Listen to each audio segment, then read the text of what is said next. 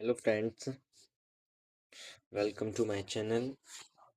आज हम जो भी बच्चों ने एमपी पुलिस बैंड में स्किल टेस्ट पास कर लिया है उनके लिए इंटरव्यू के लिए म्यूज़िक से रिलेटेड कुछ इम्पोर्टेंट 15 क्वेश्चन लेके आए हैं जो आज हम पढ़ने वाले हैं। तो चलिए हम देखते हैं, हमारा टाइम वेस्ट ना करते हुए सबसे पहला क्वेश्चन है कि संगीत के मुख्य कितने अंग होते हैं। कभी इंटरव्यूअर आपसे पूछे कि संगीत के मुख्य कितने अंग होते हैं तो आप बता सकते हैं कि 3 अंग होते हैं। और 3 अंग कौन-कौन से होते हैं? तो हमारे संगीत के जो 3 मुख्य अंग होते हैं वो गायन, वादन और नृत्य।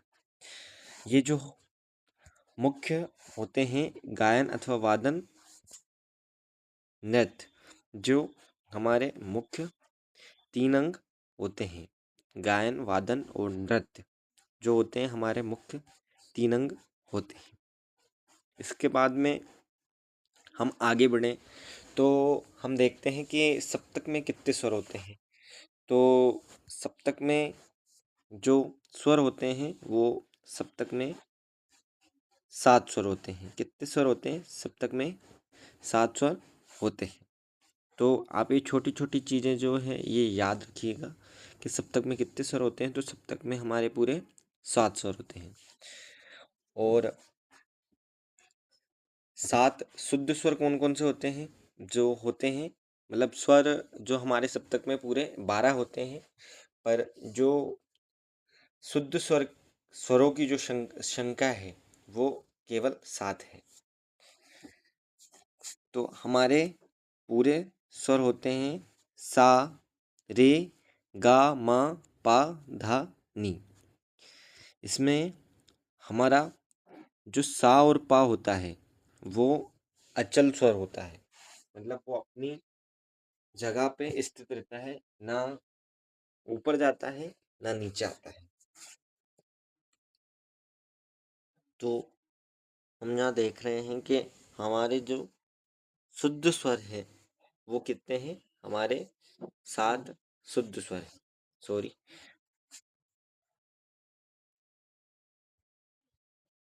कितने स्वर है हमारे पूरे? 7 शुद्ध स्वर।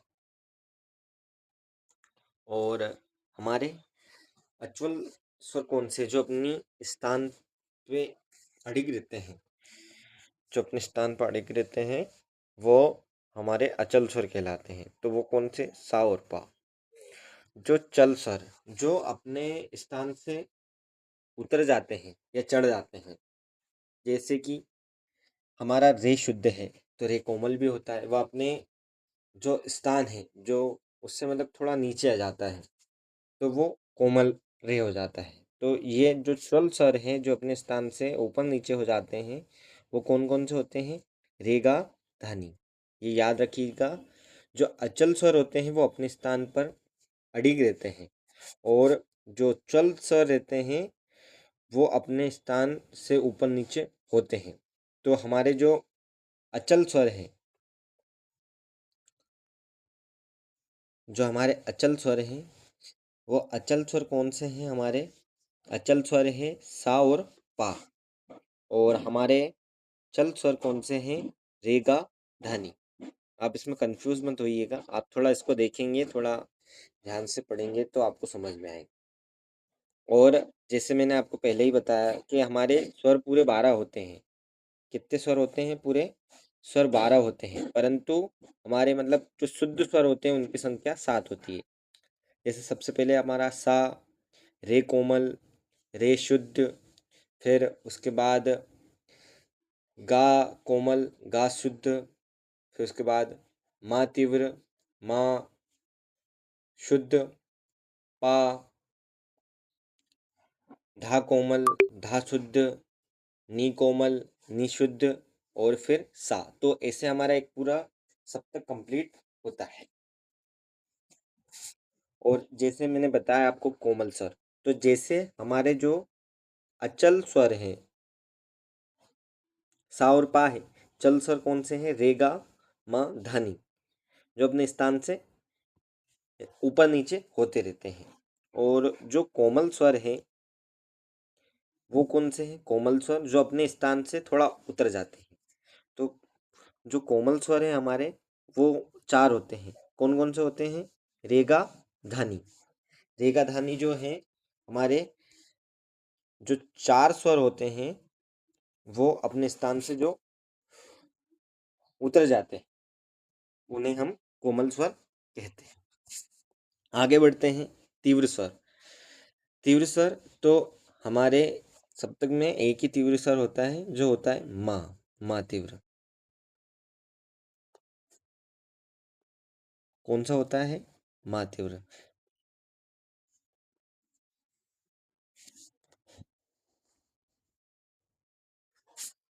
जो हमारे जैसे राग यमन आदि जो राग होते हैं उसमें उपयोग में होता है। इसके ऊपर एक खड़ी पाई खिंची हुई होती है, ऐसे ये माँ लिखा हुआ होता है और इसके ऊपर एक खड़ी पाई खिंची हुई होती है। इसी से मतलब इसकी पहचान होती है। इसको हम कहते हैं तीव्र स्वर, जो हमारे सप्तक में बस एक ही होता है जो माँ होता है। अब हम थोड़ा सा आगे बढ़ते हैं। अब हम ताल क्या होती है उसके बारे में पढ़ेंगे। जो समय की निश्चित मात्रा, चक्रबद्ध व्यवस्था, जो हम गाते हैं या बजाते हैं तो एक जो उसका टाइमिंग रहता है, निश्चित समय, जो उसका मतलब जो आवर्तन है, मतलब उसमें बंध के हम जो गा रहे हैं उसे ही हम क्या कहते हैं? ताल कहते हैं। क्या कहते हैं? ताल कहते हैं। समय की निश्चित मात्रा, चक्रबद्ध व्यवस्था, यही ताल होती है। अब ले क्या है हमारी? ले हम जो है हमारी वो टेम्पो। टेम्पो मतलब कितने 100 बीपीएम में चल रहा है या 160, जैसे हमारा स्लो मार्च 160 बीपीएम में चल रहा है, तो मतलब जो हम जैसे स्लो मार्च को स्लो बजा रहे हैं और फास्ट को फास्ट, तो मतलब जो गति है, जो हमारी स्पीड है, वही क्या होती है? ले होती है। ले के कितने प्रकार होते हैं? मुख्य इसके 3 प्रकार होते हैं: विलंबित ले, मध्य और द्रुत। तो विलंबित ले में मतलब कभी हम देखें तो संगीत में विलंबित ले में बड़ा ख्याल और मध्य ले में छोटा ख्याल और द्रुत ले में तराना आदि गाया जाता है। इसके बारे में हम आगे चर्चा करेंगे। हम विलंबित मतलब हम समझ सकते हैं कि सबसे कम ले, और मध्य मतलब मीडियम टेम्पो, और द्रुत मतलब जो फास्ट हो जाता है उसे हम द्रुत ले कहते हैं। आगे बढ़ते हैं। मात्रा क्या है? तो मात्रा क्या है? ताल की जो सबसे बड़ी, सॉरी, ताल की जो सबसे छोटी गिनती है वही मात्रा कहलाती है। क्या कहलाती है? ताल की सबसे छोटी गिनती की इकाई क्या कहलाती है? मात्रा कहलाती है। जैसे हम इसे काउंट करते हैं, जैसे हमारी दादरा है उसमें 6 मात्रा है, तो जब हम ये हाथ पे कैसे काउंट करते हैं, मतलब एक एक मात्रा, तो 6 मात्रा, जैसे उसका एक एक बोल, धा धी ना, धा ती ना, तो कितने बोल हो गए अपने? 6 बोल, तो मतलब 6 मात्राएं हो गई। अब आगे बढ़े हम। तो सम क्या है? सम क्या होता है? तो ताल की पहली और महत्वपूर्ण मात्रा, जो ताल की पहली मात्रा होती है वह सम होती है। जैसे मतलब एक आवर्तन कंप्लीट करने पर जैसे सम से स्टार्ट करते वापस सम पे हम आते हैं तो वह मतलब सम हो जाता है। जैसे हम पहली मात्रा से जैसे हमने ताली दी, धा, तो मतलब ये हमारा मतलब ऐसे मतलब हाथ से अपन ताली देके जो बताते हैं वो सम होता है।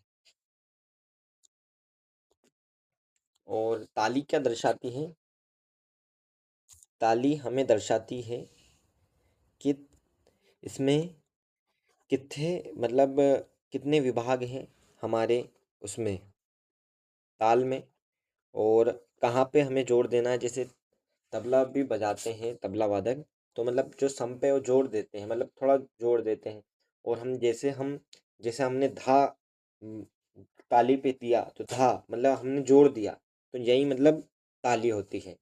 और खाली हम ऐसे में हाथ से खाली करके ऐसे बताते हैं।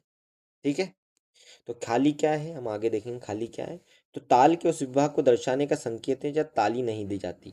तो जैसे मैंने बताया खाली क्या है, तो मतलब विभाग को ताल के विभाग को दर्शाने का संकेत जहाँ ताली नहीं दी जाती, तो उसे हम क्या कहते हैं, उसे हम खाली कहते हैं। जैसे हम ताली, ये है हमारी ताली धा, और जैसे हम किसी किसी मतलब जैसे हमारी रूपक हो गई, तो मतलब तिन तिन्ना, तो हमने यार खाली बताई मतलब। पर ऐसा भी है मतलब कोई कोई जो शास्त्रकार हैं वो ऐसा भी करते हैं कि मतलब रूपक ताल को ताली से भी स्टार्ट करते हैं, पर अधिकतर खाली से प्रारंभ करते हैं। तो हम ऐसे खाली हाथ से खाली दिखाकर ऐसे ऐसे तिन तिन्ना धीना धीना, तो ये हमारी रूपक ताल हो जाती है। तो आज हमने 15 क्वेश्चन कवर किए हैं, और ऐसे ही आगे वीडियोस के लिए आप हमारे चैनल को सब्सक्राइब करें। और ऐसी वीडियोस के लिए जो भी इंटरव्यू से रिलेटेड हैं हम आपके लिए लाते रहेंगे। हमने आप ये 15 क्वेश्चन कवर किए हैं, इसमें कुछ भी डाउट हो तो आप कमेंट में पूछ सकते हैं, और इनका स्क्रीनशॉट भी ले सकते हैं आप, और आप चाहें तो इनका पीडीएफ भी मैं आपके लिए अवेलेबल कर दूंगा। तो आज के लिए बस इतना ही। आगे के ये क्वेश्चन आप कंप्लीट कीजिएगा, और हम आगे के क्वेश्चन आपके लिए लेके आएंगे। ठीक है, बाय बाय, जय हिंद।